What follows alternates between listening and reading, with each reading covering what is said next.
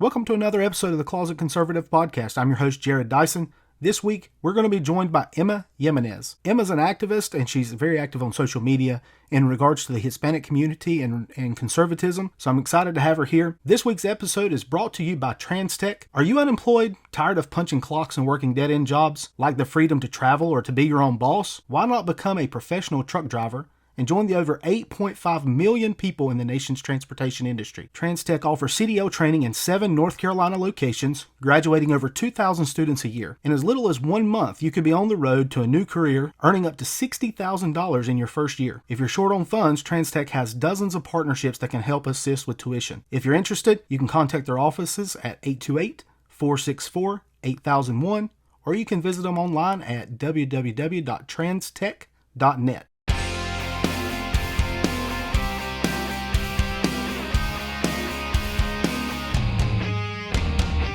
All right, so welcome to another episode of the Closet Conservative Podcast, and today we're excited to welcome Emma Jimenez. I followed Emma for quite some time on social media. She's a writer at the Republican National Hispanic Assembly. She's an ambassador for Turning Point USA, and she's a big activist in the community. She promotes conservatism across the Hispanic community. So welcome to the show, Emma. Hey, thanks for having me. Thanks for joining us. We appreciate you taking the time to talk. So I just want to jump into some discussion. You know, it's obvious the media and the left would like you to think that Hispanic Americans hate Trump and they hate conservatives in general and don't support Trump in that sense. So in following you on social media, you prove this otherwise consistently with a lot of the pictures and stories that you share. So what is the draw for you or for anyone in the Hispanic community for that reason to President Trump, given everything that they hear about him is negative? Yeah.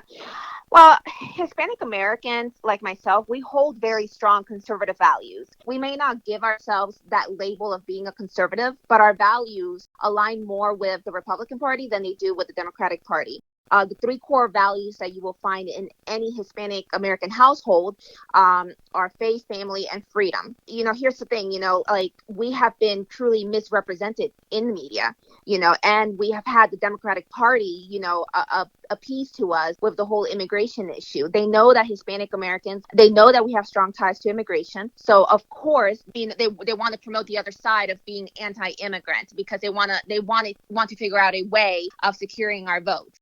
They want to make us single issue voters, if you want to call it that. I don't know if you're aware of this, but for the first time in the United States history, Hispanic American voters will be the largest voting minority base in the 2020 presidential election. We're actually going to be surpassing Black American voters. And according to the U.S. Census Bureau, we have over 30 million eligible Hispanic voters. So with that being said, it should be very evident as to why Democrats are fighting so hard to get the Latino vote.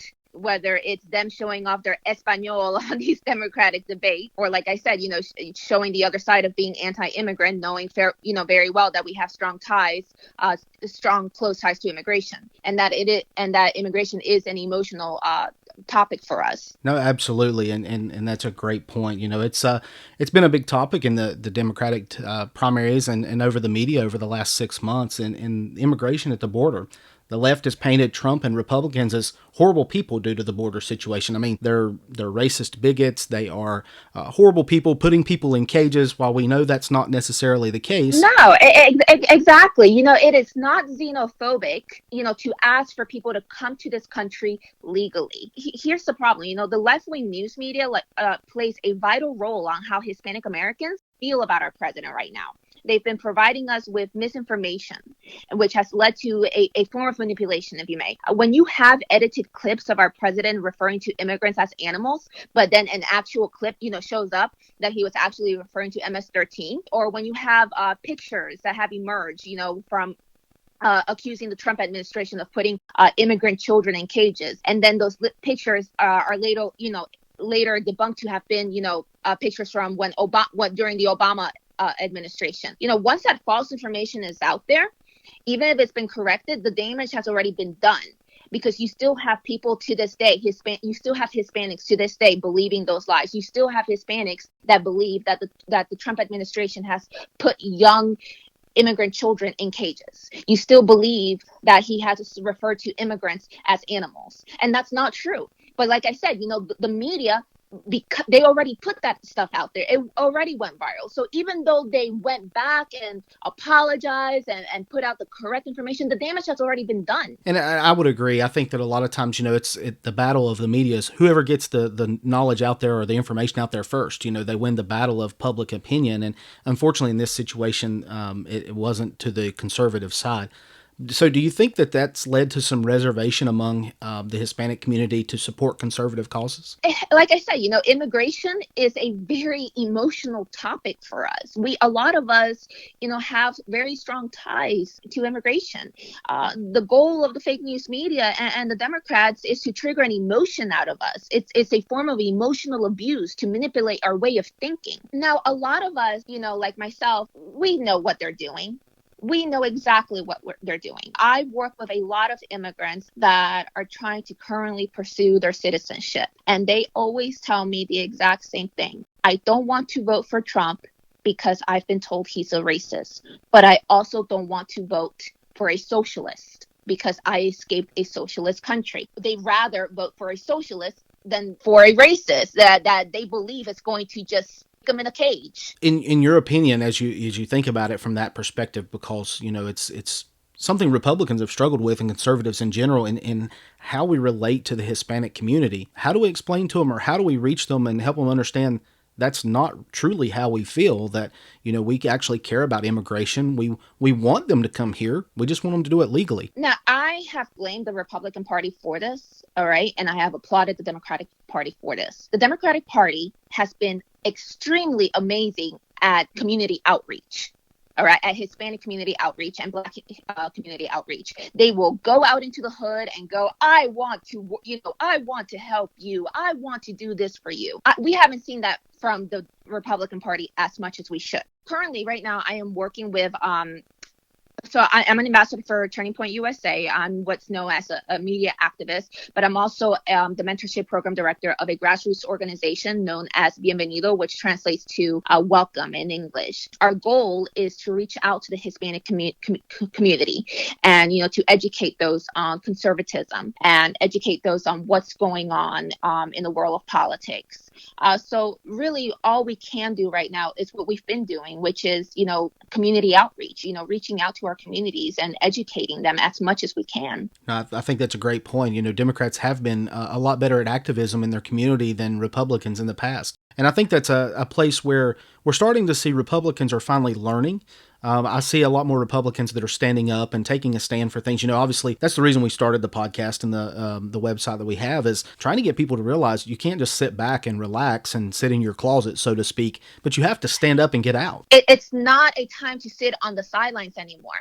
It's not a time to sit on the sidelines. We need more people to be vocal, and vocal about what they believe in. We need more people to, come out and say, you know what, I am not going to, if I'm Hispanic and Black, I'm not going to let my identity be used any longer for the sake of votes. My identity, like I tell other people, my identity is not for sale. You can offer me free this, free that.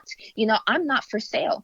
We talked a little bit about Turning Point USA. I love the Turning Point USA organization. I follow a lot of the different individuals that are part of that program and group and things that they say and do. And I think it's really turned a corner in regards to that activism in the younger generation. That was something that I felt like as conservatives we were really struggling with. Obviously, Turning Point does a great work. How did you become involved in that, and why do you feel it's important to work with those young people to get them involved in conservative values? I started a blog in 2016, just putting myself out there. And then I started working for the RNHA, Republican Hispanic National Assembly. I am a writer for them. Then I started working with, I got contacted by Turning Point to become an ambassador. And then I got, started getting involved with Bienvenidos, with the organization. And just, these opportunities started coming up for me. And I just started getting more involved in it because I genuinely do care about, my community, my Hispanic community, because I hate the fact that we've been lied to for so long. And with young conservatives, like I was just telling you, this is not a time to sit on the sidelines. Look at what our silence has brought us. What has it brought us? It's allowed these people, the left, to walk all over us, to push their, to just push their ideologies onto us. Conservatives by nature, we're prone to just mind our business. But now it's not the time to like mind our own business. Now it's time to just get out there and say, you know what? I can't accept that. I can't be okay with that. I can't be okay with you mocking my God. I can't be okay with, with abortions at the third trimester.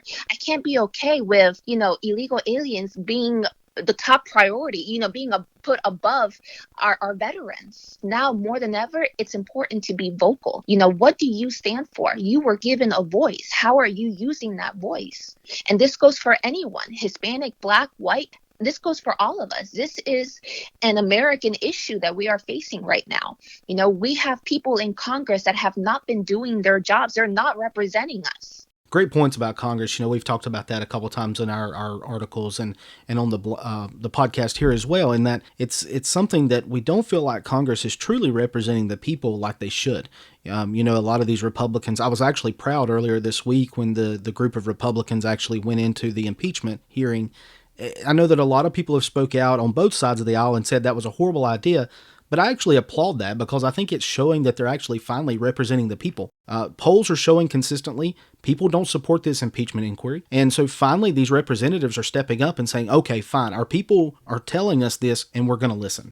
So I know we're getting near the end of our time. I know you're scheduled to speak at the Student Action Summit in Florida in December with Turning Point. I know that's an exciting time, but what other events do you have coming up that you may want our listeners to know about where they can hear you talk a little bit more or maybe follow you, those type of things? Well, I'm just an ambassador. I'm just going to be there as a guest. I'm not going to be speaking. Hopefully someday they'll have me speak for them. But I'm going to be that's going to be in December. That's with Turning Point USA. And you can just go onto their website and sign up from there. They have the link on their bio. November 1st, which is going to be next week, I'm going to be in Miami, Florida for a Bienvenido event. Anyone is welcome. You don't have to be Hispanic, Latino to, register to come to the event.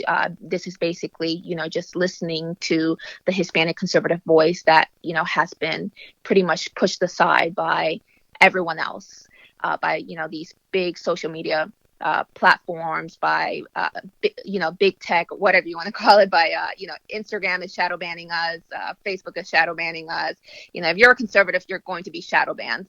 That's to be expected. So this is an opportunity for anyone that's interested in learning about what conservatism is all about, to just come to the event and just listen to a amazing conservative speakers. That's great. So make sure you check that out if you're out there listening. If you're in the Miami, Florida area next week, be sure to register for the event and drop by.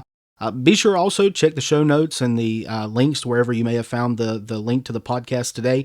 We're going to make sure that we share her social media profile so you can actually go out and have a chance to follow Emma and keep up with what she's doing in the community and show your support that way. Emma, again, thank you so much for taking some time to come on the podcast. We certainly appreciate it, and hopefully we can have you back on soon. Yeah, totally. Thank you so much for having me. This is the Closet Conservative Podcast. All material copyright The Closet Conservative. Music courtesy of Greg Shields Music. Remember to subscribe to our podcast to receive all the latest episodes. We can also be found online at closetconservative.net or on Facebook and Twitter.